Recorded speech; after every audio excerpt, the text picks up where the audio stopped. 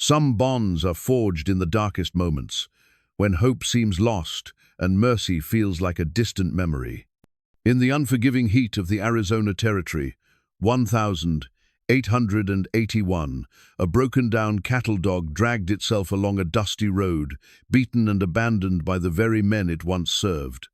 Cowboy Eli McGraw had seen enough cruelty in his 43 years to harden any man's heart. But when he spotted that wounded animal crawling toward him, something stirred deep inside, a recognition of pain that matched his own. The dog's ribs showed through matted fur, its eyes clouded with suffering, yet it still found the strength to lift its head and look at him with quiet dignity. What Eli didn't know was that this wasn't just any stray. This was a cattle dog trained by the finest ranchers in the territory, scarred by brutal dogfights, and abandoned by the same rustlers who had been terrorizing local settlements. But could a bond between a bitter cowboy and a broken dog become strong enough to stand against an entire gang of outlaws? Before we jump back in, tell us where you're tuning in from. And if this story touches you, make sure you're subscribed, because tomorrow I've saved something extra special for you. The Arizona sun beat down mercilessly on the dirt road that stretched between Copper Ridge and the Mexican border. A ribbon of dust that had seen more than its share of heartbreak. Eli McGraw pulled his weathered hat lower over his eyes as he knelt beside the wounded dog, his calloused hands surprisingly gentle as he examined the animal's injuries. 3 deep gashes across its flank, a split ear that had healed crooked, and ribs that showed the telltale signs of repeated beatings. This wasn't the work of wild animals, this was deliberate cruelty. "Easy there, boy," Eli murmured, his voice rough from years of speaking more to horses than to people. The dog's brown eyes fixed on his face with an intelligence that caught him off guard. Most strays would either snap or cower, but this one seemed to be studying him, taking his measure the way a good ranch hand might size up a new boss. Eli's own story was written in the lines around his eyes and the careful way he moved, favoring his left leg, where a bull had nearly ended his riding days 10 years back. Once, he'd been the kind of man who believed in second chances and the goodness of people. That was before the drought of '78 took his family's ranch, before the bankmen came with their papers and cold smiles, before his father died clutching a pocket watch that had been in the McGraw family for 3 generations. The watch still ticked in Eli's vest pocket, a constant reminder of everything he'd lost. His father, Samuel McGraw, had been the finest cattleman in the territory, a man who could read weather patterns like scripture and who never met a horse he couldn't gentle. But all his wisdom couldn't fight the lawyers who found ways to claim the water rights they'd held for decades, or the mysterious fires that took their hay stores, or the cattle that started disappearing in the night. "We'll make it through this rough patch," his father had said, right up until the morning they found him collapsed in the stable, the watch still warm in his hand. Eli had sold what was left of the herd to pay for the funeral, packed his few belongings, and started riding. That had been 5 years ago, and he hadn't looked back since. Now he drifted from ranch to ranch, doing honest work for honest pay, never staying long enough to put down roots or form attachments that could be ripped away. He'd learned that lesson the hard way. People let you down, banks stole your future, and the only thing you could count on was the horse beneath you and the gun at your side. But something about this dog stirred memories he'd tried to bury. The way it held its head reminded him of Ranger, his father's old cattle dog, who died of old age just months before they lost the ranch. Ranger had been loyal to the bone, smart enough to move cattle with just a look, and protective of the McGraw family like they were his own pups.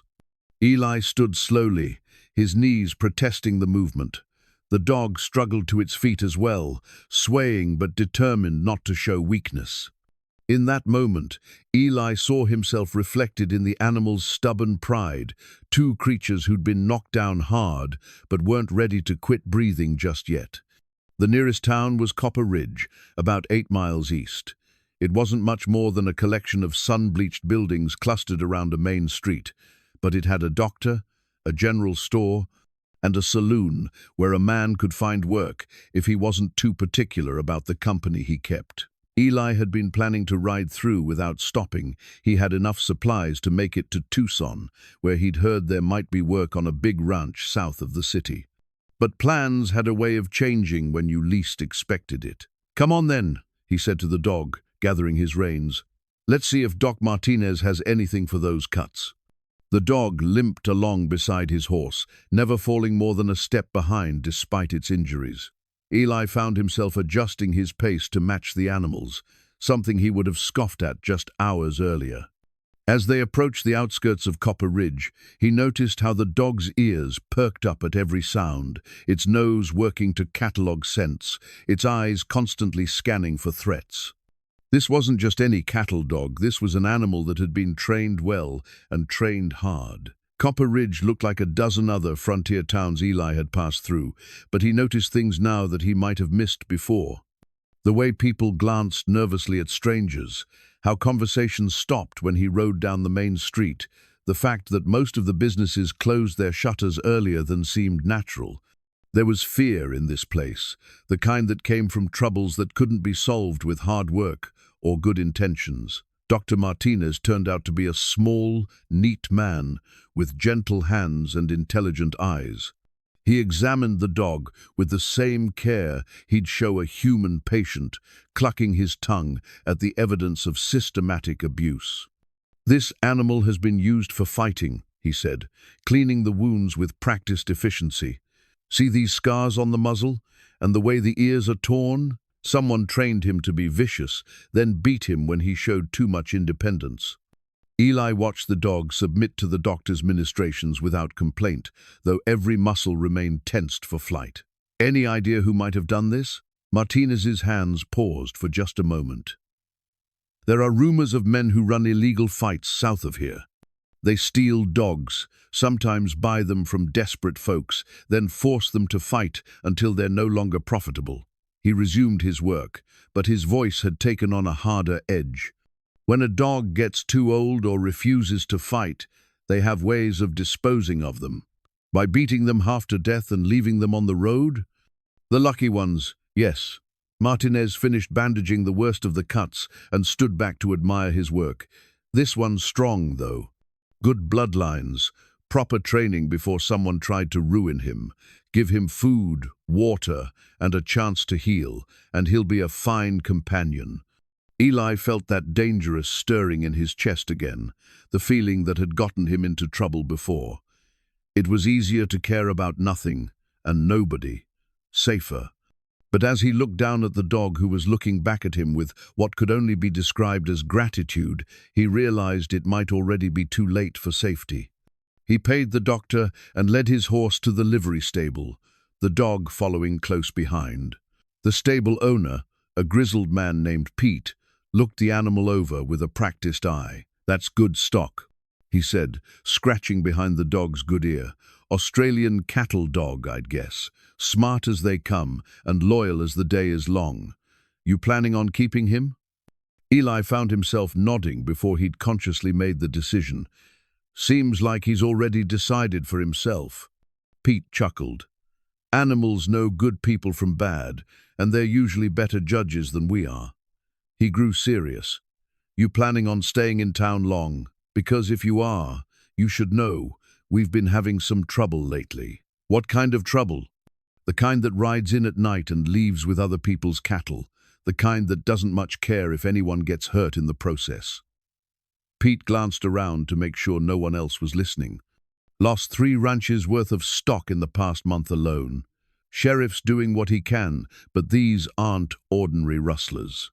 Eli felt a familiar weight settle on his shoulders, the burden of other people's problems that he'd sworn off years ago. "I'm just passing through," he said, but even as the words left his mouth, he knew they weren't entirely true anymore. That night, he took a room at the town's only boarding house, a cramped space under the eaves with a narrow bed and a window that looked out over the main street. The dog settled on a blanket beside the bed, but Eli noticed how it positioned itself between him and the door, and how its ears swiveled at every sound from the street below. As he lay, listening to the soft rhythm of the animal's breathing, Eli pulled his father's watch from his vest and held it up to catch the moonlight. The inscription on the back, worn smooth by decades of handling, was still just visible. To Samuel McGraw, time and patience conquer all. His father had believed in that philosophy right up until the end, convinced that patience and hard work would see them through any hardship. But Eli had learned a harder truth: sometimes patience wasn't enough. Sometimes you had to fight for what mattered, even when the odds were stacked against you. The dog lifted its head and looked at him in the darkness, as if sensing the direction of his thoughts. In the morning, Eli knew. He could saddle his horse and ride on toward Tucson. He could leave this town and its troubles behind, just like he'd left so many others. But as he watched the dog's steady gaze, he wondered if running away was getting easier or harder with each mile he put behind him. And for the first time in years, he found himself hoping that morning would bring something worth staying for. Dawn came too early and too bright, the way it always did in the desert. Eli woke to find the dog already alert, sitting by the window with its ears pricked forward. Something had disturbed the animal's sleep, and as Eli listened, he caught the sound of urgent voices from the street below. He dressed quickly and made his way downstairs, the dog limping but determined to follow. A crowd had gathered outside the sheriff's office, their faces grim in the morning light. At the center of it all stood Samuel Hayes, a rancher Eli had met briefly the evening before, a solid man in his 50s, with work-worn hands and worry lines that seemed to have deepened overnight. "They hit us just before midnight," Hayes was saying to Sheriff Collins, a younger man who looked like he'd rather be anywhere else. "Took near 50 head, killed 2 of my hands, and burned the bunkhouse to the ground.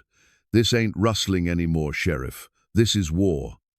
Eli approached the edge of the crowd, noting how people moved aside to give him room. News traveled fast in small towns, and by now everyone knew about the stranger with the injured dog.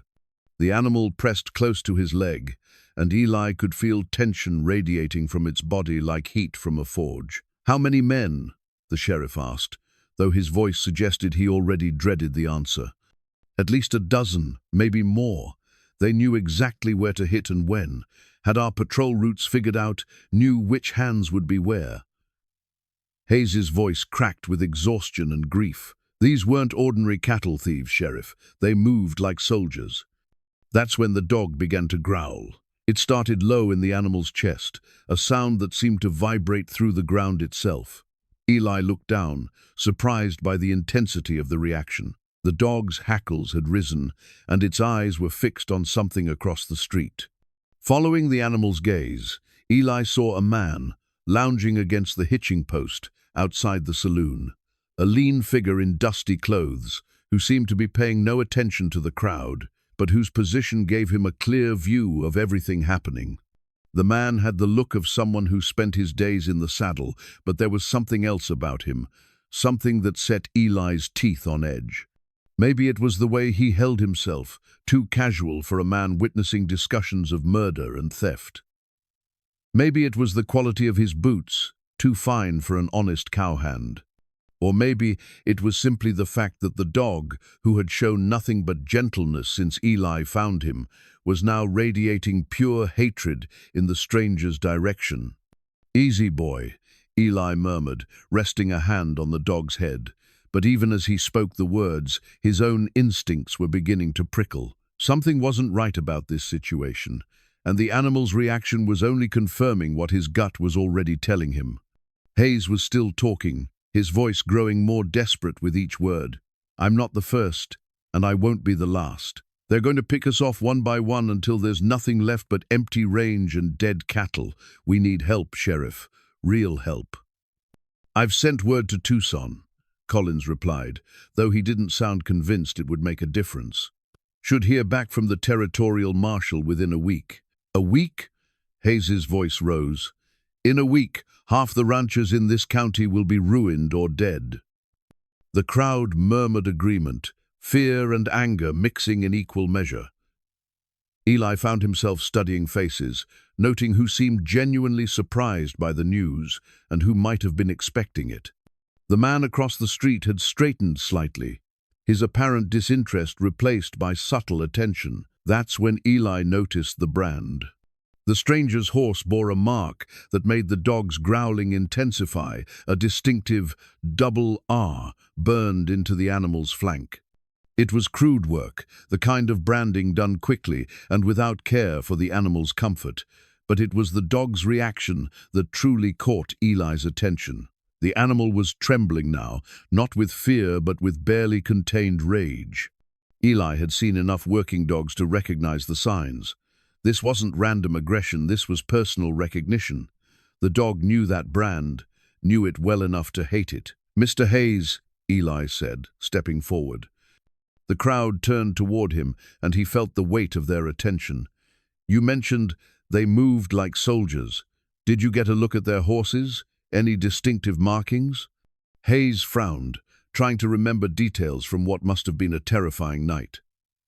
"Hard to say in the dark, but now that you mention it, several of them had brands I didn't recognize. Looked like letters, maybe. Double something." The dog's growling grew louder, and across the street, the stranger pushed away from the hitching post. He moved with the casual grace of a man who wasn't particularly worried about anything, but Eli caught the way his hand brushed against his gun belt, a gesture that might have looked accidental to most observers. "Double R," Eli said quietly, and the dog let out a soft whine that somehow managed to convey more pain than any human cry. "That's it," Hayes exclaimed. "Double R, burned rough and deep. You know something about that brand?" Before Eli could answer, the stranger across the street swung into his saddle with fluid efficiency. He didn't look toward the crowd again, didn't acknowledge the growing tension, but Eli noticed how he turned his horse toward the south trail, the same direction Hayes's attackers had taken. "I might," Eli said, his hand moving instinctively to rest on the dog's head. The animal leaned into his touch but never took its eyes off the departing rider. "Tell me, Mr. Hayes, did these men seem interested in just your cattle, or were they looking for something else?" Hayes considered the question. "Funny you should ask that. They spent a lot of time around the dog runs, asking my hands questions about any animals we might have lost recently, almost like they were looking for something specific." The pieces were starting to come together in Eli's mind, forming a picture he didn't much like. A cattle dog trained to near perfection, then brutalized and abandoned. Rustlers who moved with military precision and seemed to know local ranches intimately. And now, a stranger whose horse bore the same brand that had driven the dog into a fury. "Mr. Hayes," Eli said, his voice carrying the weight of a decision he wasn't sure he was ready to make. "I think your rustlers might be looking for my dog here, and I think they're not done with either of us." The crowd began to murmur, sensing drama in the making. Sheriff Collins stepped forward, his young face creased with concern. "What are you suggesting, Mr. McGraw?" Eli looked down at the dog, who had finally stopped growling but remained tense and alert.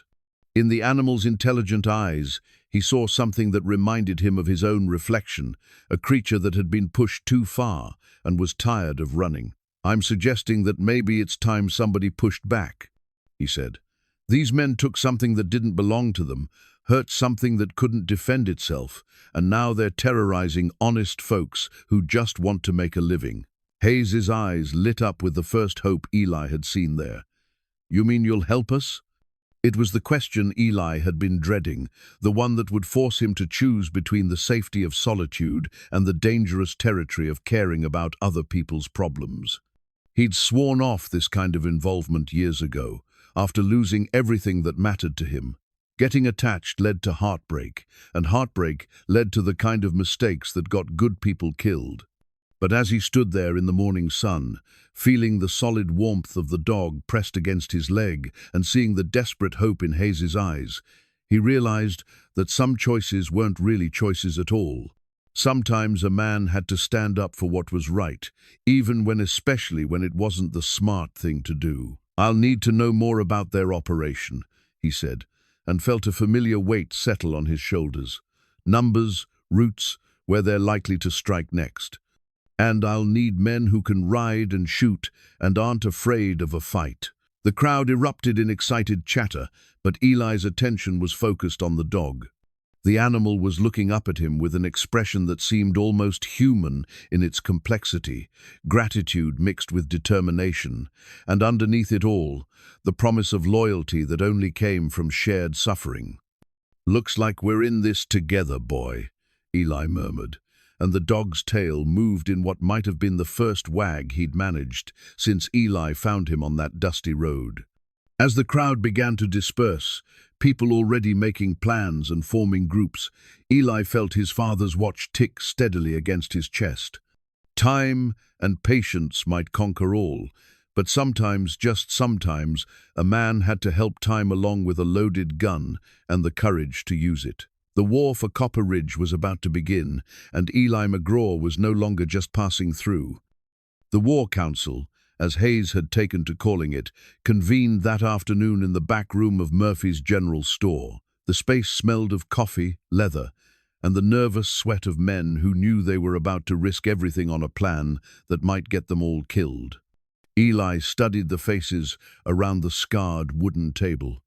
Besides himself and Hayes, there were 5 other men: Tom Murphy, the store owner, and a former cavalry sergeant; Jake Brennan, a young ranch hand with more courage than sense; Doc Martinez, who insisted his medical skills would be needed; Pete from the livery stable, who knew every trail and water source in a 50-mile radius; and surprisingly, Father Miguel from the small Catholic church, a man whose gentle demeanor hid a steely determination. The dog had positioned itself in the corner where it could watch the door and all the men simultaneously.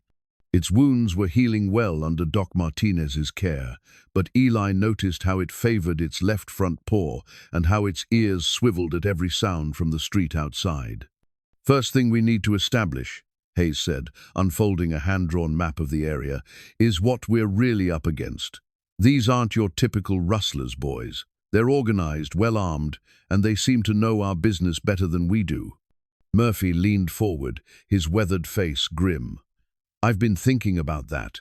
Who around here would know the patrol schedules of 3 different ranches? Who'd know which hands work where and when?" The question hung in the air like smoke.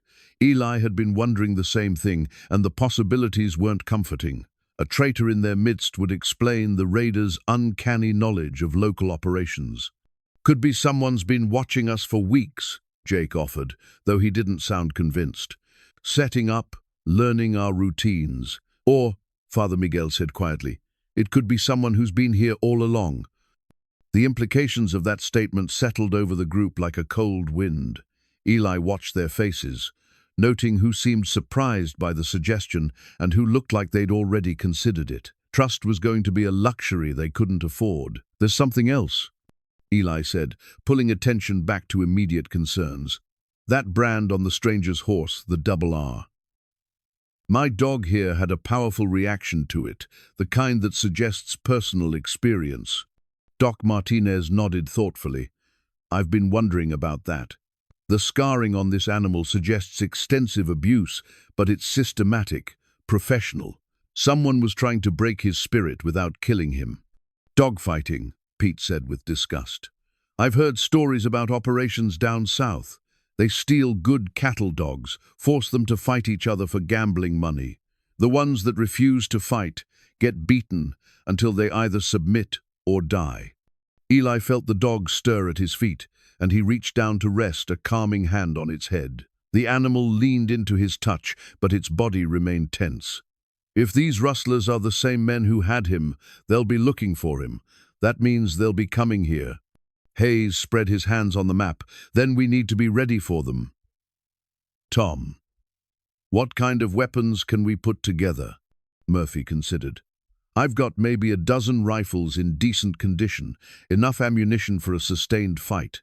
Most of the ranchers have their own arms, but quality varies. The real question is manpower. How many men can we count on when the shooting starts?" "That depends," Father Miguel said, his voice carrying surprising authority, "on whether we're talking about defense or offense." Eli looked at the priest with new interest.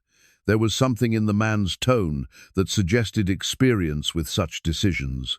"What do you mean, Father?" We can fortify the town, wait for them to come to us, and hope to drive them off.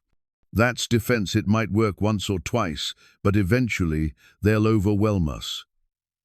The priest's eyes were steady and uncompromising. "Or we can take the fight to them. Find their base of operations, hit them where they live. That's a fence riskier, but if we succeed, we end the threat permanently." The room fell silent as the men considered their options.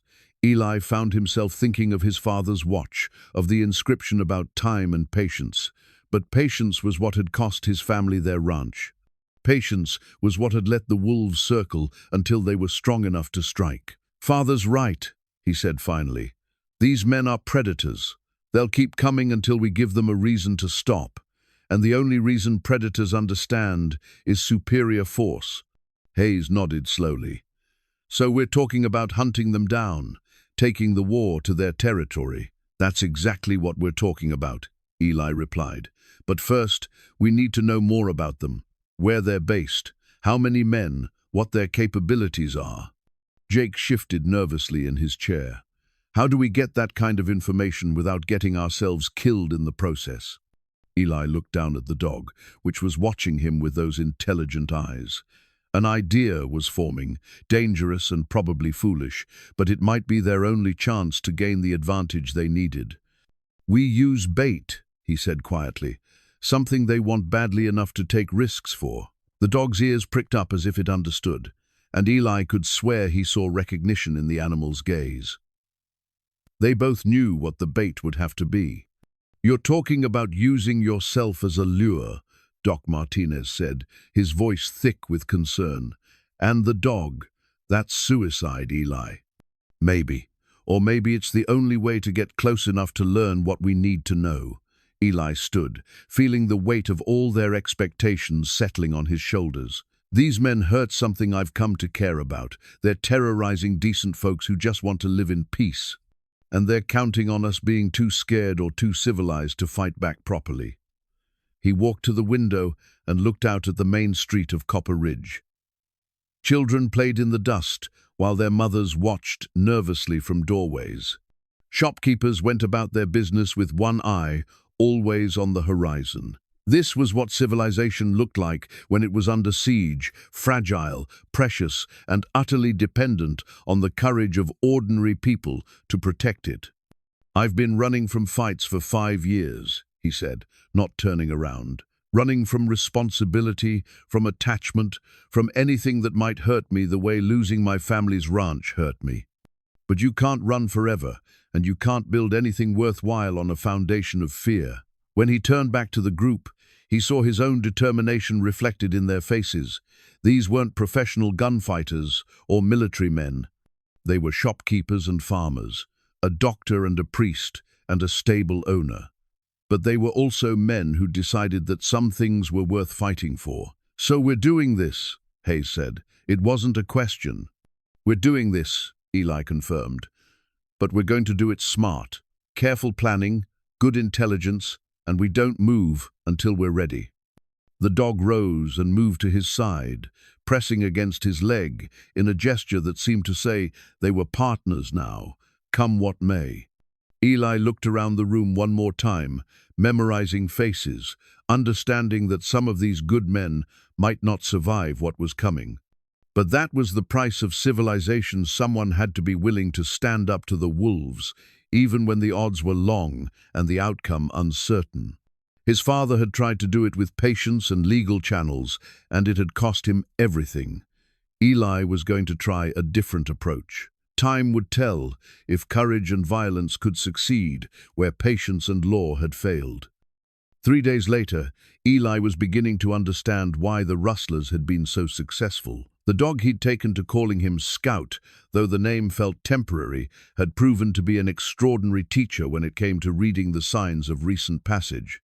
They'd spent the morning following cold trails south of town, and Scout's behavior told a story that chilled Eli's blood. The dog would tense at certain spots along the trail, his hackles rising as he scented something that spoke to memories of pain and fear. These weren't random locations. They were strategic points where riders could observe the valley approaches unseen. "They've been watching us for weeks," Eli murmured to Hayes, who rode beside him on this reconnaissance mission. "Look at these positions. Perfect vantage points for surveillance, with multiple escape routes if someone gets too curious." Hayes studied the terrain with the eye of a man who'd spent his life reading land for signs of water, grass, and shelter. Professional work. This wasn't planned by ordinary cattle thieves. Scout suddenly went rigid, his nose working the air currents with desperate intensity. A low whine escaped his throat, and he began moving in tight circles, clearly agitated by something Eli couldn't detect. "What is it, boy?" Eli dismounted and knelt beside the dog, following its gaze toward a cluster of rocks about 100 yards away. At first glance, there was nothing remarkable about the formation, just another pile of red sandstone, weathered by wind and rain. But Scout was trembling now, his entire body vibrating with suppressed emotion. This wasn't fear, this was rage mixed with recognition. Something about this place held significance in the animal's traumatic past. Hayes had dismounted as well, his rifle ready. "Could be a camp. Want me to take a look?" "No. If they're watching, we need to seem casual. Just two riders taking a rest." Eli kept his voice low, while his eyes swept the surrounding terrain. "But mark this spot in your mind. Whatever happened here, Scout remembers it, and it wasn't good." As they prepared to move on, the dog did something unexpected. Instead of following Eli back to his horse, Scout trotted toward the rock formation, then stopped and began digging frantically at a spot near the base of the largest boulder. "What's he found?" Hayes asked, moving closer. Eli felt his stomach clench as Scout's digging revealed scraps of leather and metal, the remains of a dog collar, along with what looked like fragments of bone. The collar bore traces of the same double R brand they'd seen on the stranger's horse. "Jesus," Hayes whispered. "How many dogs did they?" "Enough to know what they're capable of," Eli said grimly, carefully gathering the remains. Scout sat back on his haunches, panting heavily, but his agitation had settled into something resembling grim satisfaction. He'd shown them something important, and they'd understood. That afternoon, back in Copper Ridge, the evidence spread across Murphy's counter painted a picture that none of them wanted to accept. Dr. Martinez examined the collar fragments with a magnifying glass, his face growing more troubled with each detail he observed. "This wasn't done quickly," he said finally. "These marks on the leather suggest prolonged use, months, maybe longer, and the wear patterns indicate the animal was kept chained most of the time." Father Miguel picked up one of the bone fragments, turning it over in his weathered hands. "How many animals do you think they've disposed of over the years?" "Does it matter?" Murphy asked harshly. "The point is, they're monsters, and monsters don't stop being monsters just because you ask them nicely." Eli watched Scout, who had positioned himself near the door again. The dog's behavior had changed since their discovery at the rocks. He seemed more alert, more focused, as if some internal decision had been reached. The animal's wounds were healing well, and his natural intelligence was reasserting itself as the trauma began to fade. "There's something else," Hayes said, consulting notes he'd made during their scouting expedition. "I've been thinking about the pattern of their raids. They're not random, they're systematic. Each ranch they've hit controls a key piece of the valley's water rights." Pete looked up from the map he'd been studying. "You're suggesting they're trying to control the water?" "I'm suggesting someone's trying to drive out the current landowners so they can claim the water rights for themselves. The cattle theft is just a bonus. The real prize is long-term control of the valley." The implications of this revelation settled over the group like a heavy blanket. If Hayes was right, they weren't just dealing with rustlers, they were facing a coordinated attempt to steal an entire region's future. "That explains the military precision," Father Miguel said thoughtfully. "This isn't crime, it's conquest.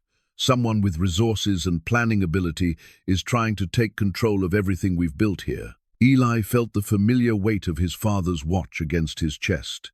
The McGraw Ranch had controlled some of the best water rights in their area, and losing them had been the final blow that destroyed his family's legacy. Now, he was seeing the same pattern repeated, but this time the stakes were even higher. "If that's true," he said slowly, "then we're not just fighting for our cattle. We're fighting for the right to exist here at all." Scout suddenly stood and moved to the window, his body tense with alertness. A moment later, they all heard it, the sound of multiple horses approaching at speed. Hayes moved to join the dog at the window, his hand instinctively finding his pistol grip. "Riders coming in hard from the south," he reported, 4 of them, pushing their mounts. Eli recognized the lead rider as one of Hayes's ranch hands, a steady man named Carlos, who wouldn't ride hell for leather unless something was seriously wrong. The group spilled out onto the street to meet them, and the news was as bad as they'd feared. "They hit us again," Carlos gasped, his horse lathered with sweat and foam. Different this time, though. They didn't take cattle, they took people.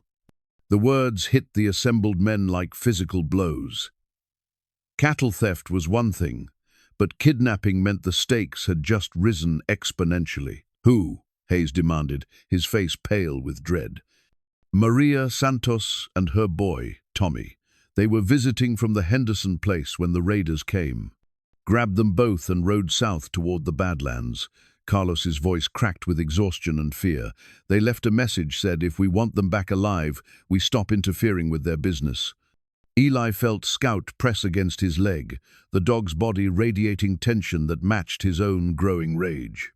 Maria Santos was the young widow who helped Doc Martinez with difficult cases, and Tommy was barely 8 years old. Taking civilians, taking a child crossed a line that couldn't be uncrossed. "How long ago?" Father Miguel asked, his gentle voice carrying new steel. "Maybe 2 hours. They had fresh horses, moved fast, but they weren't trying to hide their trail, almost like they wanted us to follow." Eli studied the faces around him, seeing his own grim realization reflected in their eyes. This wasn't random escalation, it was strategy. The raiders were forcing their hand, trying to draw them out into open ground where superior numbers and firepower would decide the outcome. "It's a trap," Murphy said flatly. "Has to be. They take hostages, we ride out to rescue them, they cut us down in the desert." "Maybe," Eli replied, his mind racing through possibilities.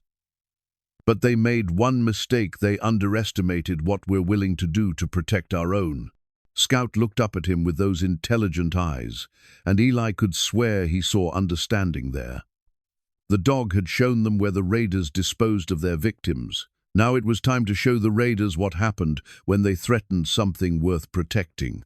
"Gather every man who can ride and shoot," Eli said, his voice carrying the authority of someone who'd made a final decision. "We're going after them tonight." By sunset, 12 men had assembled in the livery stable, their faces grim in the lamplight. It wasn't many, not nearly enough if Murphy was right about this being a trap, but it was everyone in Copper Ridge who could hold a rifle and had the courage to use it. Eli studied the group as they checked weapons and gathered supplies. Besides the core group from their earlier meetings, they'd been joined by 3 more ranch hands, including Carlos, and surprisingly, Sheriff Collins, who'd finally decided that territorial law meant nothing if there was no territory left to govern. "Before we ride out," Eli said, his voice carrying clearly in the confined space, "everyone needs to understand what we're likely facing. These aren't ordinary criminals. They're organized, well-armed, and they've chosen ground that favors them. Some of us might not be coming back." Young Jake shifted nervously but didn't back down. "Maria helped deliver my sister's baby last winter. Tommy's just a kid. We can't leave them." Father Miguel nodded approvingly. The measure of a community isn't how it prospers in good times, it's what it's willing to sacrifice when evil threatens the innocent. Scout had been lying quietly near the stable entrance, but now he rose and padded over to Eli's side. The dog's wounds had healed enough that he moved with something approaching his natural grace, and there was a new alertness in his bearing that spoke of recovered strength and purpose. "What about him?" Doc Martinez asked, gesturing toward Scout. That animal's been through enough trauma. Are you really planning to take him into another fight? Eli looked down at the dog, seeing intelligence and determination in the brown eyes that met his. I think that choice belongs to him. He knows these men better than any of us, and he's got more reason to want them stopped. As if to confirm Eli's words, Scout moved to the stable door and looked back expectantly. His message was clear. He was ready to finish what had been started on that dusty road 3 days ago. Hayes consulted his pocket watch. Full dark in another hour. If we're doing this, we need to move soon. Carlos, how clear was their trail? Clear enough. They weren't trying to hide it, rode straight south toward Devil's Canyon. But Mr. McGraw's right about it being a trap. That's rough country, lots of places for an ambush. Eli had been thinking about that problem since Carlos first brought the news. Charging into the Badlands with 12 men against unknown numbers was exactly what the raiders wanted them to do. But there might be another way, riskier for him personally, but potentially more effective for the group. I've got a different idea, he said, moving to the map Hayes had spread across a hay bale. Instead of riding straight into their trap, we split up. Most of you circle around to the north. There's an old mining trail that Pete knows that should get you above Devil's Canyon by midnight. Pete nodded confirmation. Rough going, but we can manage it. What about you? Scout and I are going to walk right into their front door, give them what they think they want, a chance to capture the dog and the man who's been causing them trouble. The stable erupted in protests, but Eli held up his hand for silence. Think about it. They took hostages to draw us out, but they really want Scout and me. If I give myself up, they'll let their guard down, maybe even bring the hostages somewhere I can reach them. That's suicide, Murphy said bluntly. Even if you manage to free Maria and Tommy, you'll never get out alive. Eli felt the weight of his father's watch in his vest pocket, remembering the inscription about time and patience. But sometimes a man had to create his own time, force his own opportunities. Maybe, but it's the only plan that gives us a real chance to save those people and end this threat permanently. He looked around the group, meeting each man's eyes in turn. I'm not ordering anyone to follow this plan. If you want to try a direct assault, that's your choice. But this is what I'm going to do. Scout moved closer to his side, pressing against his leg in a gesture that had become familiar. The dog's support gave him strength, reminding him that some bonds were worth any risk. Father Miguel stepped forward, his weathered face thoughtful. There's wisdom in your plan, but also great danger. How will you signal us when it's time to move? Fire, Eli said simply. When you see flames in the canyon, that'll be your cue. Hit them hard and fast while they're distracted. Sheriff Collins cleared his throat nervously. And if we don't see any fire, how long do we wait? Eli considered the question, weighing hope against realism. Until dawn. If I haven't made my move by then, I'm probably not going to. The silence that followed was heavy with unspoken understanding. They were talking about a suicide mission, dressed up in tactical language, but no less desperate for the planning. Hayes was the first to speak. I don't like it. Too many things can go wrong. Too much depends on luck and timing. You're right, Eli admitted. But sometimes the impossible plan is the only one that works, because it's the only one the enemy doesn't expect. As they finalized details and checked equipment one last time, Eli found himself thinking about Maria Santos and her boy. He'd only met them briefly, but their kidnapping represented something larger, the difference between a community that protected its own and one that let fear rule its decisions.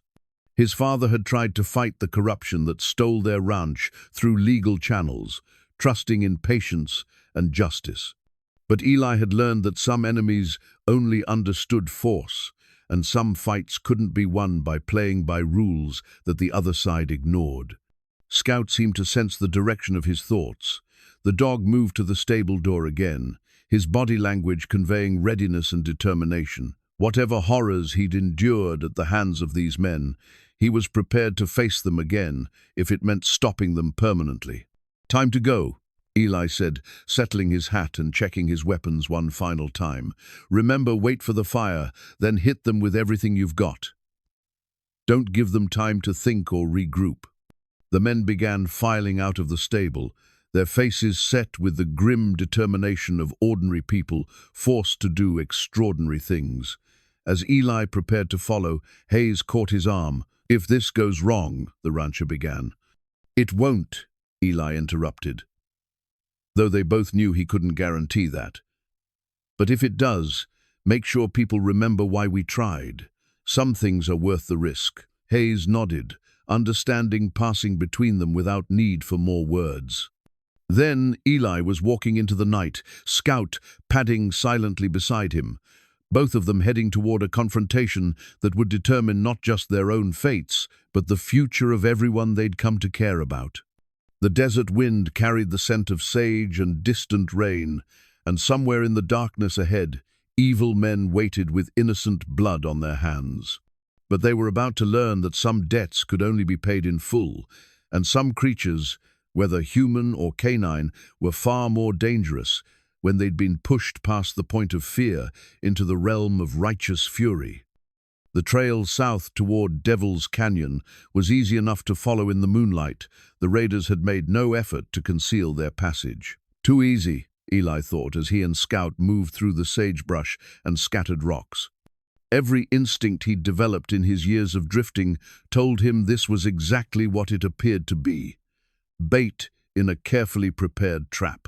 But sometimes walking into a trap was the only way to spring it on your own terms. Scout ranged ahead, his movements silent and purposeful. The dog's behavior had changed dramatically since their discovery at the rock formation. Gone was the hesitant, wounded animal Eli had found crawling on the road. In its place was something harder, more focused, a creature that had decided the time for fear was over. They'd been walking for 2 hours when Scout suddenly froze, his nose working the night air with desperate intensity. The dog's hackles rose, and a low growl rumbled in his chest. Eli dropped to one knee beside him, scanning the darkness ahead for signs of movement. "What is it, boy?" he whispered, though he thought he already knew the answer. The scent that had triggered Scout's reaction became apparent a moment later: wood smoke, leather, and the distinctive smell of men who spent their lives in the saddle. Somewhere ahead, the raiders had made camp, and they were waiting. Eli studied the terrain, noting how the trail funneled toward a narrow passage between two towering rock formations, perfect for an ambush, which meant it was exactly where the enemy wanted him to go. But it was also where Maria Santos and her son would be held, if they were still alive. He settled his hand on Scout's head, feeling the tremor of controlled rage that ran through the dog's body. "Easy. We go in smart, we get them out, and then we make these bastards pay for what they've done. But we do it right." The camp, when they finally got close enough to observe it, was both more and less than Eli had expected. More, because it was clearly a permanent installation: canvas shelters, horse corrals, and supply caches that spoke of months of preparation. Less, because he counted only 8 men around the central fire, far fewer than the overwhelming force he'd feared. But it was the 2 figures tied near the largest shelter that made his blood run cold.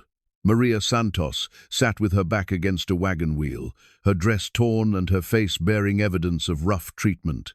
Beside her, young Tommy huddled close to his mother, his small body shaking with fear or cold, or both. Scout's growl intensified, and Eli saw what had triggered the reaction.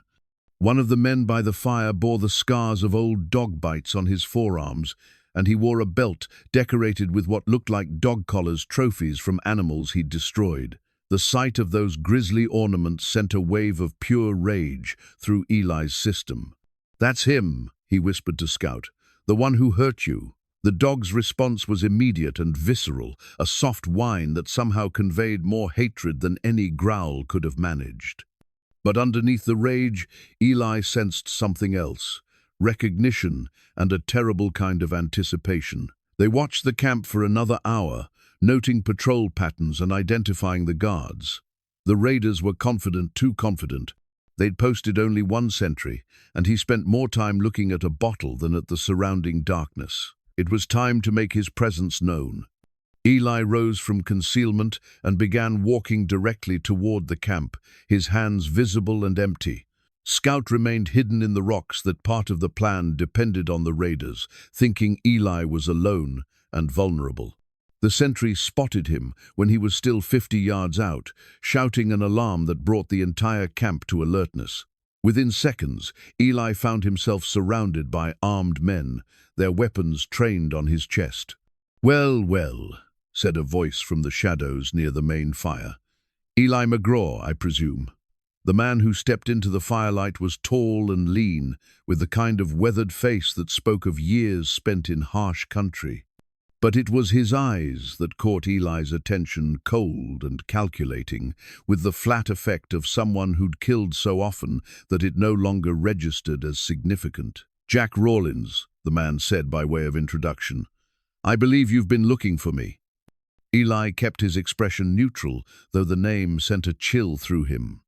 Jack Rawlins was legendary along the border, a former Confederate officer who'd turned to banditry after the war, building an organization that specialized in the kind of systematic theft and intimidation they'd been experiencing. "I have. You've got something that belongs to this community." Rawlins gestured toward Maria and Tommy. "You mean them. Consider them a trade, their lives for yours, and that dog of yours. Where is the animal, by the way? I have unfinished business with that particular beast." "Safe," Eli lied smoothly. "Somewhere you'll never find him." "I doubt that." Rawlins moved closer, his hand resting casually on his gun butt. "You see, Mr. McGraw, that dog represents a considerable investment of time and training.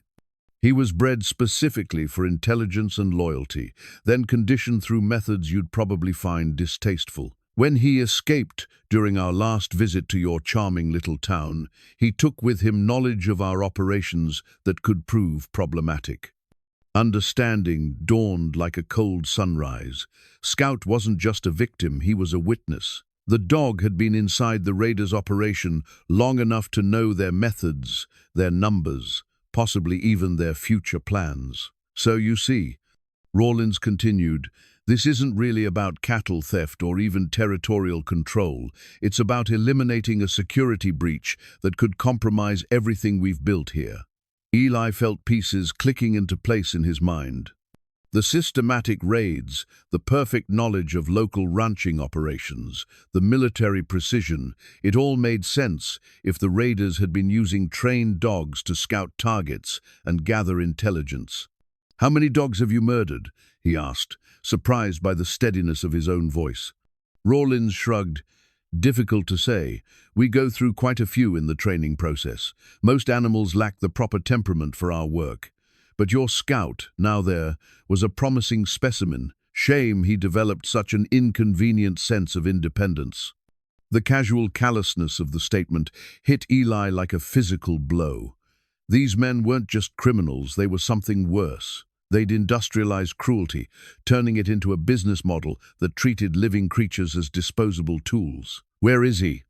Rawlins demanded, his patience clearly wearing thin. "Bring me that dog, and the woman and child go free.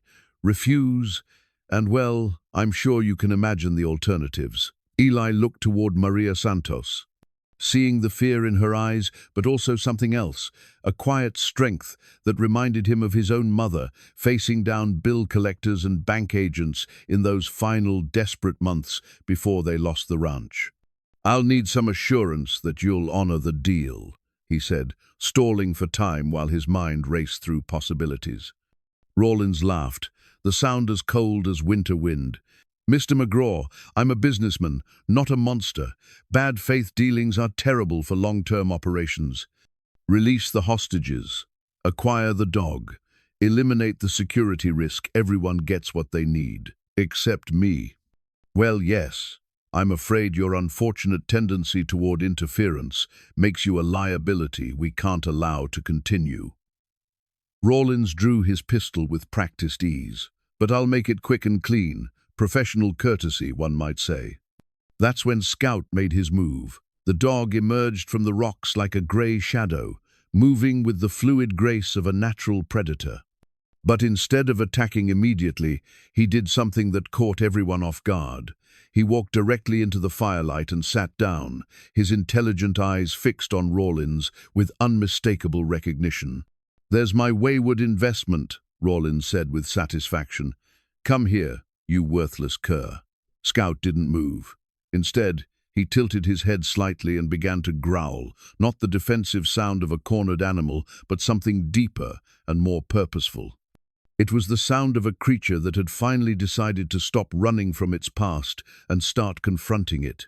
And in that moment, Eli realized that Scout hadn't just returned to save him. The dog had come back to finish a fight that had been 5 years in the making. The truth hit Eli like a lightning strike the moment he saw Scout's reaction to Rawlins. This wasn't just recognition, it was something far more complex and devastating.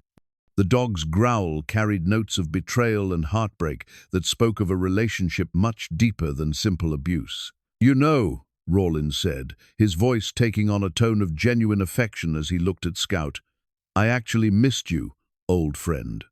5 years we worked together, and you were the finest partner I ever had." Partner. The word reframed everything Eli thought he understood about Scout's past. This wasn't the story of an innocent animal brutalized by criminals.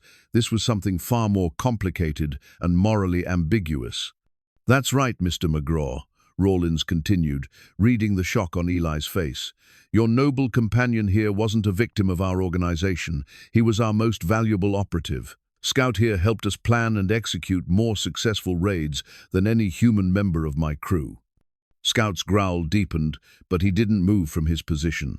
The dog's eyes remained fixed on Rawlins, and Eli could see the conflict raging in that intelligent gaze, memory warring with newer loyalties, past conditioning battling present choices.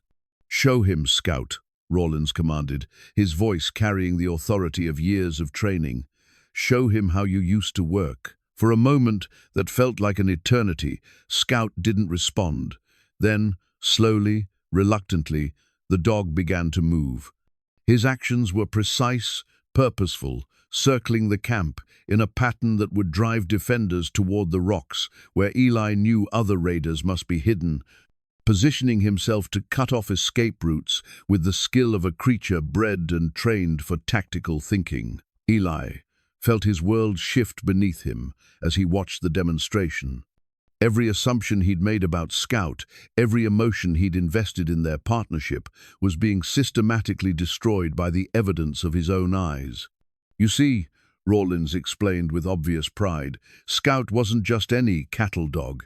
His bloodline traces back to the finest working dogs in Australia, but his training, that was all mine. I spent 3 years teaching him to think like a strategist, to read human behavior, to anticipate defensive reactions." The implications crashed over Eli like a flood.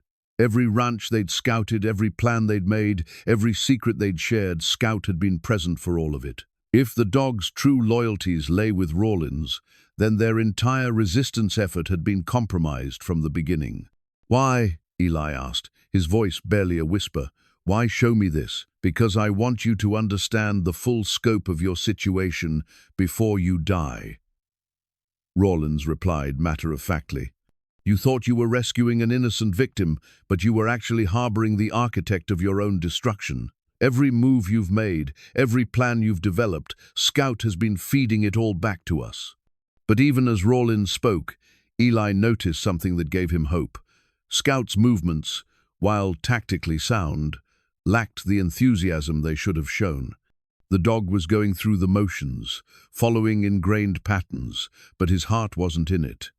More telling still, Scout kept glancing back at Eli with what looked almost like apology in his eyes. "There's just one problem with your analysis," Eli said, his voice growing stronger as understanding dawned. "You're assuming that Scout's loyalty belongs to whoever trained him first. But I've learned something about this dog that you apparently never figured out." Rawlins raised an eyebrow, his confidence wavering slightly. "And what would that be?" "He's capable of choosing his own path. Maybe he did work for you once, but that was before you decided he was disposable. Before you beat him nearly to death and left him to die on a road like a piece of broken equipment. Scout had stopped his tactical demonstration and was now standing perfectly still, his attention divided between Eli and Rawlins. The conflict in the dog's posture was visible, old training warring with newer attachments, conditioned responses battling freely chosen loyalty. "Scout," Rawlins called, his voice sharp with command. "Come here, now." The dog took a step toward his former master, then stopped. His head turned to look at Eli, and in that moment, something passed between them, an understanding that transcended words or training or even species. Scout had been given a choice, and he was making it in full knowledge of the consequences. Slowly, deliberately, Scout walked away from Rawlins and positioned himself at Eli's side. The symbolism was unmistakable. The dog was choosing his allegiance based not on who had trained him, but on who had shown him genuine care when he needed it most. Rawlins's face darkened with rage. "You ungrateful mongrel, after everything I invested in you, everything I taught you, you taught him to be a tool." Eli interrupted. "But someone else taught him to be loyal, probably long before you got your hands on him. That's the part of him you could never break, no matter how hard you tried." The revelation that Scout had once worked for the enemy should have destroyed Eli's trust in the animal. Instead, it reinforced something he'd sensed from the beginning.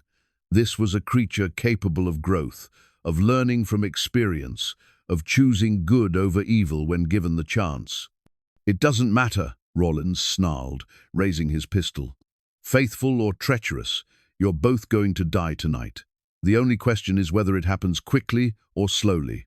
That's when the sound of approaching horses reached them from the darkness beyond the camp.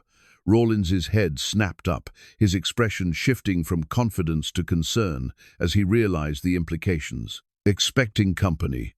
Eli asked with grim satisfaction. "How?" Rawlins began, then stopped as understanding struck him. The plans Scout overheard, they were false. Not false, just incomplete. Eli felt a dangerous smile cross his face. "See, I've learned something about strategy in my years of drifting. Sometimes, the best way to use a double agent is to let them be one." The truth was that Eli had suspected Scout's divided loyalties from the beginning. The dog's too convenient appearance, his exceptional training, his intimate knowledge of the raiders' methods, it had all been too perfect to be coincidental. But instead of rejecting the animal, Eli had chosen to trust that Scout's capacity for growth would overcome his conditioning. Now, as Hayes and the others thundered into the camp from 3 different directions, Eli realized his gamble had paid off. By treating Scout as a partner rather than a tool, by showing him genuine care and respect, he'd won a loyalty that no amount of training could have created. Rawlins fired wildly as the camp erupted into chaos, his carefully laid plans crumbling around him. But his first shot wasn't aimed at the approaching riders, it was aimed at Scout, a final act of spite against the animal who'd chosen freedom over servitude. Eli threw himself sideways, tackling Scout and driving them both to the ground as the bullet whined overhead. As they rolled to cover behind a supply crate, he felt the dog's body trembling against his, not with fear, but with the barely contained desire to finally settle accounts with the man who'd used and discarded him. "Your choice, boy," Eli whispered as gunfire erupted around them. "Time to show them what real loyalty looks like." Scout's response was immediate and decisive. He launched himself from cover like a grey missile, his target clear and his purpose unwavering. Jack Rawlins had 5 years to contemplate his mistakes, but tonight his education was about to come to a very final conclusion. The battle for Devil's Canyon erupted with the sudden violence of a summer thunderstorm. Hayes and his men poured into the camp from multiple directions, their rifles speaking in sharp, decisive voices that echoed off the rock walls. But what should have been a coordinated assault quickly devolved into chaos as both sides sought cover among the scattered boulders and supply caches. Eli rolled behind a wagon wheel, Scout pressed close beside him as bullets chewed splinters from the wood above their heads. The camp's layout, which had seemed so vulnerable during his reconnaissance, now revealed itself as a carefully designed killing ground. The raiders had multiple fallback positions, prepared fields of fire, and the high ground advantage that came from years of preparation. "Trap within a trap," he muttered to Scout, who responded with a sharp bark that somehow conveyed both agreement and determination. Through the gunfire and shouting, Eli could see Maria Santos and her son huddled against the far side of the camp, still bound but mercifully out of the direct line of fire. Reaching them would mean crossing 30 yards of open ground while being shot at by professionals, not impossible, but close enough to make no difference. Hayes's voice cut through the din, shouting orders that showed why he'd been successful as a rancher. "Murphy, take Jake and circle left. Father Miguel, keep them pinned down while we—" His words were cut off by a scream that chilled Eli's blood. Young Jake had tried to rush a position and caught a bullet in the shoulder, spinning him around and dropping him behind a pile of saddles. Doc Martinez immediately began crawling toward the wounded man, his medical bag clutched in one hand and a pistol in the other. This wasn't going according to plan. The raiders were too well positioned, too experienced, and they had no compunction about killing anyone who threatened their operation. If the battle continued as it was, good men were going to die for nothing more than the privilege of making a noble gesture. Scout seemed to sense Eli's thoughts.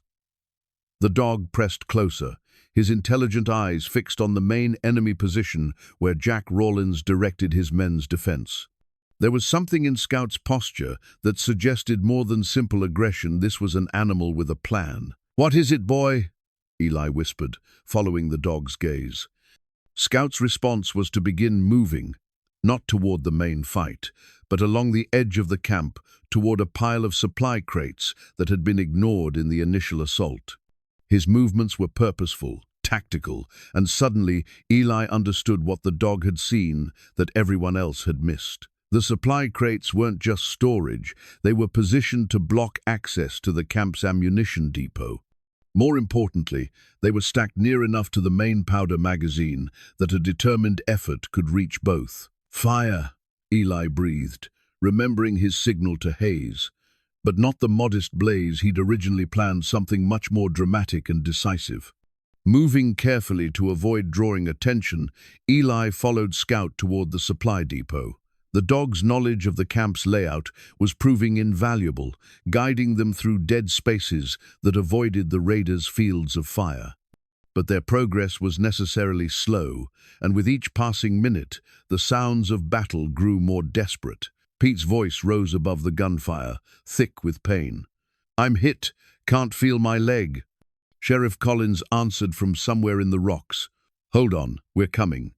But Eli could hear the strain in the young sheriff's voice, the edge of panic that came when a man realized he was in over his head. The raiders were professionals, and his friends were brave but inexperienced.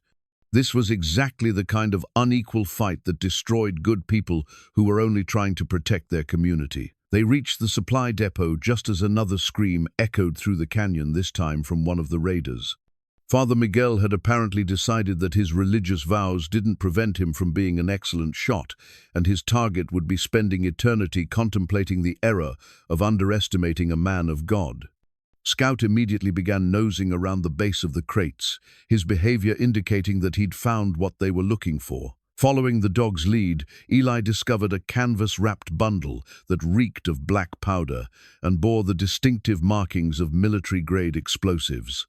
"Demolition charges," he whispered, understanding flooding through him.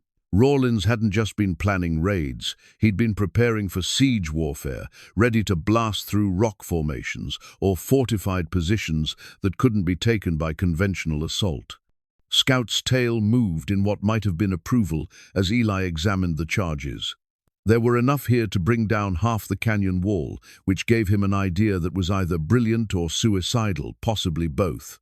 The dog seemed to read his intentions, moving to a position that would shield them from the worst of the blast, while maintaining a clear line of sight to the main raider position. Once again, Scout's tactical intelligence was proving invaluable, his ability to think several moves ahead, rivaling that of any human strategist. Working quickly, Eli began arranging the charges around the ammunition depot, setting fuses that would give them just enough time to reach minimum safe distance. But even as he worked, he could hear the battle turning against his friends. The raiders' superior position and experience were taking their toll, and it was only a matter of time before someone made a fatal mistake.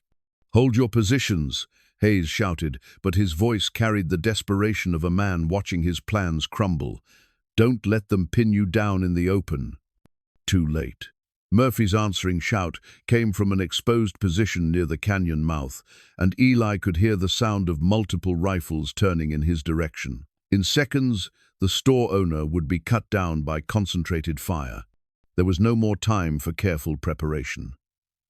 Eli lit the longest fuse he could manage and grabbed Scout around the middle, rolling them both behind the largest boulder he could find.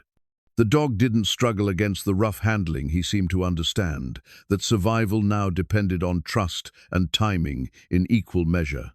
"This is either going to save us all or kill us all," Eli muttered into Scout's fur. "I sure hope you're as smart as I think you are." Scout's response was to press closer, his body language conveying both absolute trust and steely determination. Whatever happened next, they would face it together, two creatures who'd found in each other the loyalty and courage that made life worth living. The first explosion shattered the night like the crack of doom itself, sending a pillar of fire and smoke hundreds of feet into the desert sky. The ammunition depot followed a heartbeat later, adding its own devastating voice to the symphony of destruction. The combined blast lit up the canyon like daylight, turning night into day and chaos into something approaching biblical wrath. But even as debris rained down around them and the echoes of the explosion rolled away into the distance, Eli knew their real fight was just beginning. The explosions had eliminated the raiders' defensive advantage and scattered their forces, but Jack Rawlins was still alive, somewhere in that burning maze of rock and flame, and he still had hostages. The explosion had transformed Devil's Canyon into a hellscape of fire and broken stone. Smoke rolled through the air like fog, and the acrid smell of black powder mixed with the distinctive scent of burning canvas and leather. But through the chaos, Eli could hear something that made his blood run cold, the terrified crying of a child. Tommy Santos was calling for his mother somewhere in the burning wreckage of the camp, his voice high and desperate above the crackling of flames. The blast had apparently separated him from Maria, and now both hostages were loose in a maze of fire and falling debris. Scout's ears pricked forward, and he began moving toward the sound with the focused intensity of a creature bred for rescue work. His tactical intelligence had shifted into something more primal, the need to protect the innocent that lay at the heart of every good working dog. Eli followed, stumbling through smoke and debris as they navigated the transformed landscape. The explosion had created new pathways through the rocks, while blocking others, turning the familiar camp into an alien maze. But Scout seemed to know exactly where he was going, his nose working to track scents through the acrid air. They found Tommy first, huddled behind an overturned wagon 20 yards from where the main shelter had stood.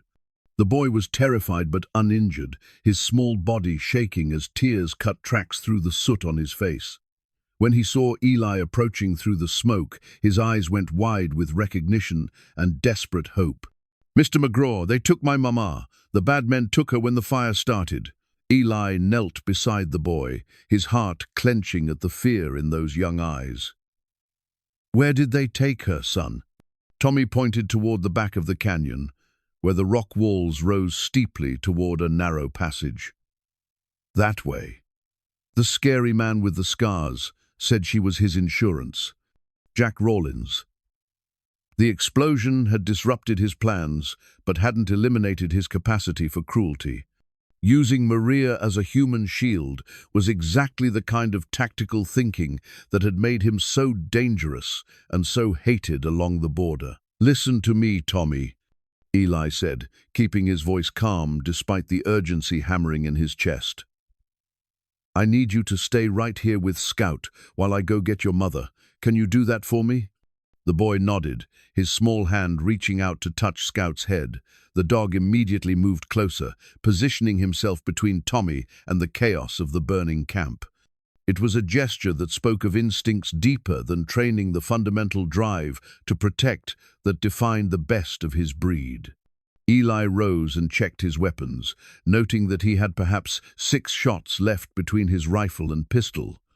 Not much for what was likely to be a close-quarters fight against a desperate man with nothing left to lose. The passage Tommy had indicated led up toward the canyon's back wall, where ancient floods had carved a series of natural chambers into the rock. It was perfect terrain for a last stand, multiple defensible positions, limited approaches, and enough elevation to spot anyone trying to follow. As Eli began climbing, he could hear voices echoing from the stone chambers above. Rawlins was up there, and he wasn't alone. At least 2 other raiders had survived the explosion and regrouped with their leader. 3 against 1, with an innocent woman caught in the middle. The mathematical odds weren't encouraging, but Eli had learned something important during his years of drifting. Sometimes the worst odds were the best ones to face, because they forced a man to stop calculating and start trusting in something larger than tactical advantage. His father's watch ticked steadily against his chest as he climbed, keeping time with the rhythm of his heart. Samuel McGraw had believed in patience and legal process, but he'd also taught his son that some fights couldn't be avoided, only chosen on the best terms available. Tonight, Eli was choosing his fight on terms that would have terrified him a week ago. But a week ago, he'd been a different man, one who believed that safety lay in avoiding attachment and responsibility. Now he understood that real safety only came from having something worth fighting for, something that made the risk worthwhile. The first rifle shot came from a ledge 30 feet above, the bullet striking sparks from the rock beside his head. Eli dove for cover, rolling behind a boulder as 2 more shots followed in quick succession. Professional spacing, careful aim. Rawlins's remaining men were taking this seriously. That's far enough, McGraw. Rawlins's voice echoed down from the heights, carrying the kind of cold authority that came from years of commanding desperate men. You've caused me enough trouble for one lifetime. Let the woman go, Eli called back, keeping his head down as another bullet whined overhead. This is between you and me. Rawlins's laughter was like winter wind through dead trees. Oh, but that's where you're wrong. You see, Mrs. Santos represents my retirement fund. There are people in Mexico who pay very well for certain types of cargo, and a pretty widow will bring enough to make this entire misadventure worthwhile. The casual evil of the statement hit Eli like a physical blow. These men weren't just criminals, they were slavers, dealing in human misery with the same detachment they'd show trading cattle or horses. Besides, Rawlins continued, I still have unfinished business with that dog of yours. Bringing him to heel is going to be almost as satisfying as watching you die. That's when Eli heard it, a sound that made the hair on his neck stand up. Somewhere in the rocks above, Scout was moving. The dog had apparently left Tommy in a safe position and followed Eli up the passage, using his superior agility to find an alternate route through the stone maze. The first raider's scream came from the leftmost position, followed by the distinctive sound of a body tumbling down rock slopes. Scout had found his first target, and his years of enforced brutality were finally being turned toward a worthy purpose. What the hell, began a second voice, cut off by growling that seemed to come from the stone itself. Eli used the distraction to advance, scrambling up the steep slope toward the main ledge where Rawlins waited with Maria. The sound of struggle above continued, punctuated by curses and the occasional gunshot that echoed off the canyon walls without finding its mark. When he finally reached the ledge, the scene that greeted him was like something from a fever dream. Jack Rawlins stood at the edge of a natural platform, his arm around Maria Santos's throat and a pistol pressed to her temple. Behind him, the passage opened into a larger chamber lit by burning debris that had been scattered by the explosion. "Your timing is perfect," Rawlins said with apparent satisfaction. "I was just explaining to Mrs. Santos how her future depends entirely on your ability to call off that four-legged demon you've unleashed." Maria's eyes met Eli's across the smoky space, and he saw no fear there, only determination and a quiet strength that reminded him of every good woman who'd ever faced impossible odds with grace intact. "I'm sorry," she said simply. "I know this isn't what you planned." "Ma'am," Eli replied, never taking his eyes off Rawlins. "Sometimes the best plans are the ones we make up as we go along." That's when Scout emerged from the shadows behind Rawlins, moving with the silent grace of a creature that had finally found its true purpose. For a heartbeat that lasted an eternity, the three figures on the ledge remained frozen in a tableau of tension and barely controlled violence. Rawlins with his gun pressed to Maria's temple, Eli with his rifle trained on the outlaw leader, and Scout emerging from the shadows like a grey ghost with vengeance in his eyes. "Call him off!" Rawlins snarled, his voice tight with the kind of fear that came from facing a creature he'd thought he could control forever. "Call him off, or the woman dies." But Eli could see something in Scout's posture that Rawlins had missed. The dog wasn't acting on blind rage or trained aggression. His movements were calculated, purposeful, the product of an intelligence that had spent years learning to read human behavior and exploit its weaknesses. "I don't think he takes orders from me," Eli said quietly, never taking his eyes off Rawlins. "I think he's making his own choices now."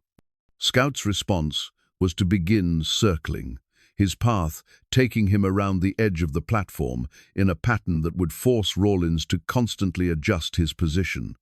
The dog's strategy was immediately apparent. He was trying to create an opening where Maria could break free without being caught in crossfire. Rawlins tried to follow the movement while keeping his hostage positioned as a shield, but the effort was throwing off his balance. Sweat beaded on his forehead despite the cool desert air, and his gun hand was beginning to tremble with the strain of maintaining his threatening posture. "5 years," he said, his voice taking on a conversational tone that was somehow more chilling than his earlier threats. "5 years I spent training that animal, teaching him to think tactically, to plan ahead, to consider multiple variables in complex situations. Do you have any idea what a creature like that is worth?" "More than you ever understood," Eli replied, watching as Scout continued his patient stalking. "You saw him as a tool. I see him as a partner." "Partner?" Rawlins laughed, but the sound carried an edge of hysteria. "You think that beast is capable of loyalty, of genuine attachment? I conditioned every response he has, programmed every instinct. What you call partnership is just sophisticated training responding to environmental stimuli." Maria chose that moment to speak, her voice steady despite her precarious situation. "You're wrong. I've watched him with Tommy, seen how gentle he is with children. That's not training, that's character." Scout's circling had brought him to a position directly behind Rawlins, and Eli could see the dog gathering himself for what would have to be a perfect strike. There would be no second chance if Scout missed, or if his timing was off by even a fraction of a second. Maria would pay the price. "Character," Rawlins repeated mockingly. "In an animal. How wonderfully naive. Let me show you what 5 years of professional conditioning really produces." He barked a sharp command in a language Eli didn't recognize, his voice carrying the authority of someone accustomed to absolute obedience. For a moment, Scout hesitated, old programming warring with newer loyalties. His ears flattened against his head, and a soft whine escaped his throat. "That's right," Rawlins said with satisfaction. "Come here, Scout. Come to your master." But instead of obeying, Scout did something that surprised everyone on the ledge. He sat down, tilted his head slightly, and looked directly at Rawlins with what could only be described as pity. It was the gesture of a creature that had outgrown its conditioning and found something better to believe in. "I think your dog is broken," Maria said, with what might have been amusement. He seems to have developed a conscience. Rawlins's face darkened with rage. Impossible. Animals don't have consciences. They have instincts and conditioning, nothing more. Maybe, Eli said, taking a careful step closer. Or maybe you never understood what you were working with. Some creatures are born with something you can't train into them or beat out of them, the ability to choose right from wrong. That's when Scout made his move, but not in the way anyone expected. Instead of attacking Rawlins directly, the dog launched himself at the rocky overhang above the platform. His powerful hind legs drove him upward with the precision of a creature that had spent years calculating angles and trajectories. The impact of Scout's body against the loose stone triggered a small avalanche, sending rocks cascading down toward the platform. Rawlins instinctively looked up at the sound, his attention diverted for just long enough. Maria twisted away from his loosened grip, throwing herself sideways toward the relative safety of the chamber entrance. Eli's rifle spoke once, the bullet taking Rawlins in the shoulder and spinning him around.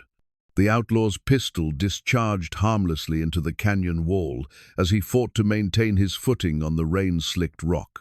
Scout landed gracefully and immediately positioned himself between Rawlins and Maria, his hackles raised and his teeth bared in a silent promise of what would happen to anyone who threatened his chosen pack. Rawlins clutched his wounded shoulder, his face pale with shock and pain. "This isn't over," he gasped. "You think you've won something here, but you have no idea what you're up against. I have connections, resources. Men who had," Eli corrected, moving closer with his rifle still trained on the wounded man. Past tense. "Your organization is finished. Your men are dead or scattered, and your reputation is about to become a cautionary tale." The sound of approaching voices echoed up from the passage below Hayes and the others, finally making their way up to the ledge. The battle for Devil's Canyon was over, and somehow, impossibly, the good guys had won. But as Eli looked at Rawlins, seeing the cold calculation that still burned in the man's eyes despite his defeat, he knew the outlaw was right about one thing. This wasn't really over, it was just the end of the beginning. "Mr. McGraw," Maria said softly, moving to stand beside him. "Thank you. For Tommy, for me, for everyone in Copper Ridge." Eli felt Scout press against his leg, the dog's solid warmth a reminder of everything they'd found together in the space of just a few days. "Thank him," he said, reaching down to scratch behind Scout's ears. "I just followed his lead." As Hayes and the others reached the platform, their faces showing relief and exhaustion in equal measure, Eli realized that something fundamental had changed in him. The man who'd found a wounded dog on a dusty road 3 days ago was gone, replaced by someone who understood that real strength came not from avoiding attachment, but from choosing the right things to care about. Scout looked up at him with those intelligent eyes, and Eli could swear he saw satisfaction there, the contentment of a creature that had finally found its true purpose. They'd both been lost when they found each other, both carrying scars from past betrayals and disappointments. But sometimes, if you were very lucky, you found someone worth healing for, someone worth fighting for, someone worth becoming better than you thought you could be.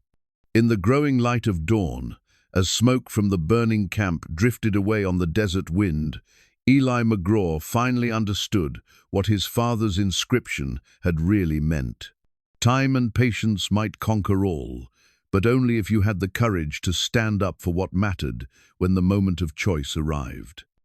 6 months later, Eli McGraw stood in the doorway of what had once been Murphy's General Store, watching Scout work a small herd of cattle through the main street of Copper Ridge. The dog's movements were poetry and motion-controlled, precise, utterly confident. Every step served a purpose, every glance conveyed intention, and the cattle responded to his guidance as if they understood they were in the presence of a master craftsman. The town had changed in the month since the battle at Devil's Canyon. What had begun as a desperate fight for survival had evolved into something larger, a community that had discovered its own strength and refused to go back to living in fear. The main street now bustled with activity that spoke of prosperity and hope.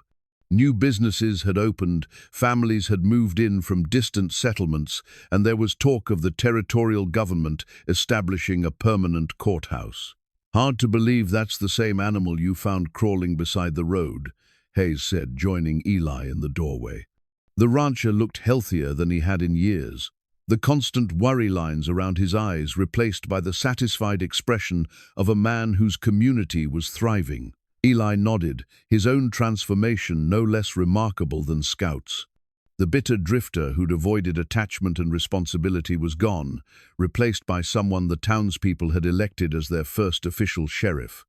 The badge on his chest felt strange sometimes, but it represented something he'd never expected to have again, a place where he belonged, people who counted on him, a future worth building. "He's teaching the young dogs now," Eli observed, watching as Scout patiently corrected a yearling pup that had gotten too eager in pursuit of a stray calf. Passing on what he learned the hard way. The parallel wasn't lost on either of them. Eli had taken on 3 deputies in recent months, young men who reminded him of himself at their age, eager, somewhat reckless, but fundamentally good. Teaching them the difference between justice and vengeance, between courage and foolhardiness, had given him a sense of purpose he'd never experienced. Doc Martinez emerged from his clinic across the street, wiping his hands on a clean towel. The town's growth had kept him busier than ever, but it was the kind of busy that came from births and minor injuries rather than gunshot wounds and beatings.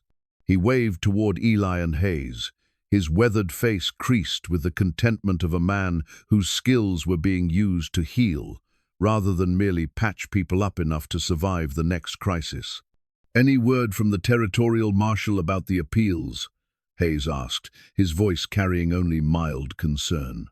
Jack Rawlins was still alive, serving time in the territorial prison, but his lawyers had been filing papers challenging both his conviction and the legality of the citizens' militia that had captured him. "Nothing that changes anything," Eli replied. "Rawlins can file all the appeals he wants from his cell. The evidence against him is solid, and the territorial government likes having examples of successful community self-defense to point to."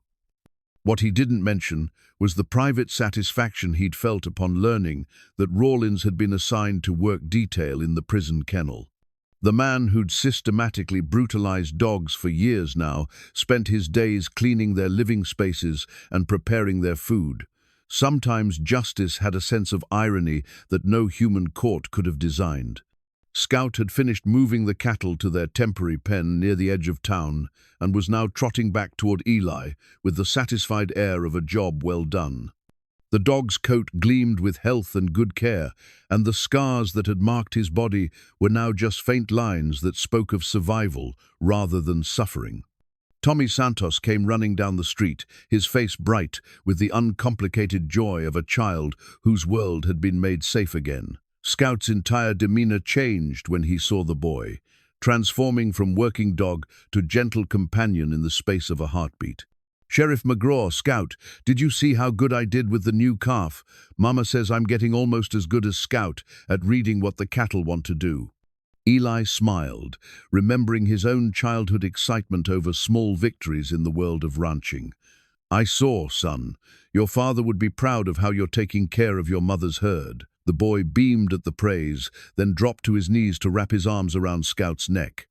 The dog tolerated the enthusiastic affection with patient dignity, though his tail wagged just enough to show he enjoyed it. Maria Santos appeared a moment later, her face showing the kind of peace that came from knowing her child was safe and her future was secure.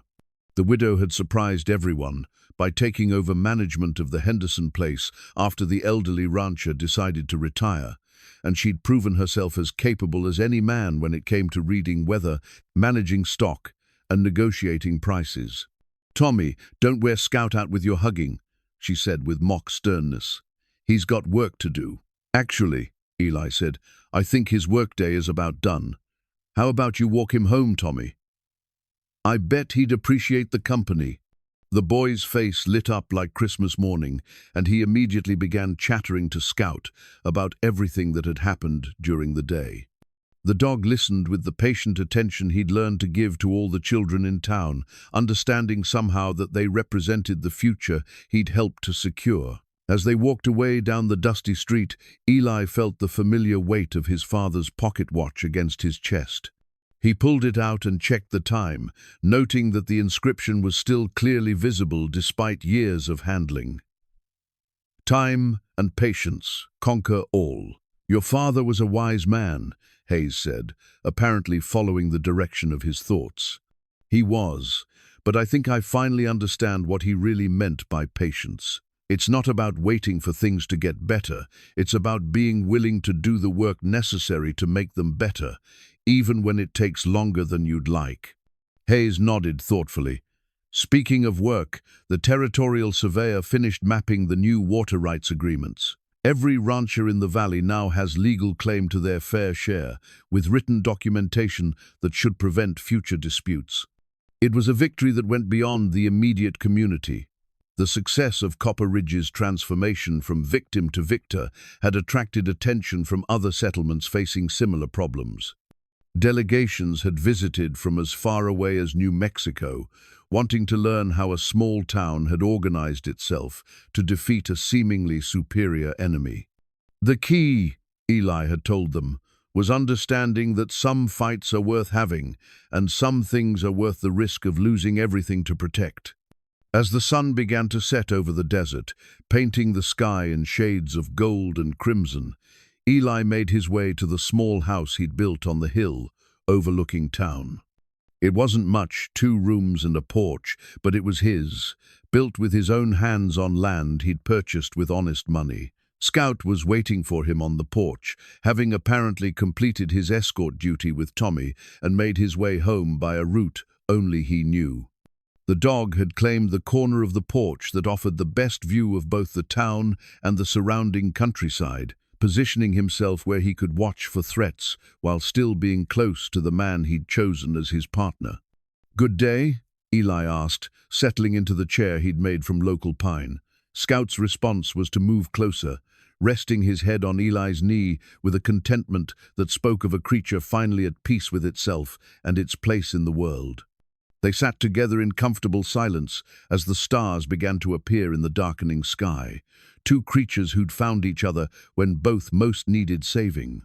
In the distance, Copper Ridge settled into the quiet rhythms of evening families gathering for dinner, children being called in from their play, the soft sounds of a community at peace with itself. Eli thought about the man he'd been just 6 months ago, riding aimlessly from place to place with no destination and no purpose beyond avoiding the kind of entanglements that could lead to heartbreak.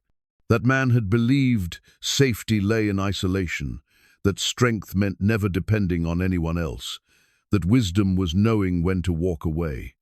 Now he understood that real safety came from being part of something larger than yourself, that true strength meant being willing to stand up for others, even when it put you at risk, and that the greatest wisdom lay in knowing what was worth fighting for. Scout shifted position slightly, and Eli could feel the solid warmth of the dog's body against his leg. Tomorrow would bring new challenges. There was talk of railroad surveyors coming through the territory, which meant both opportunities and complications. There would be disputes to settle, problems to solve, decisions to make that would affect the lives of people who'd come to trust his judgment. But tonight, as the desert wind carried the scent of sage and distant rain, Eli McGraw was exactly where he belonged. He was a man with a community to protect, friends who counted on him, and a partner who'd proven that loyalty was something that could be chosen rather than commanded. His father's watch ticked steadily in his vest pocket, marking time in a life that finally had meaning worth measuring. And beside him, Scout kept his patient vigil, a guardian of their shared peace, and a reminder that sometimes the most important battles were fought not for victory, but for the right to build something better in the aftermath. In the growing darkness, man and dog watched over their town, their valley, and their future, two creatures who'd learned that home wasn't a place you were born, but a place you chose to defend.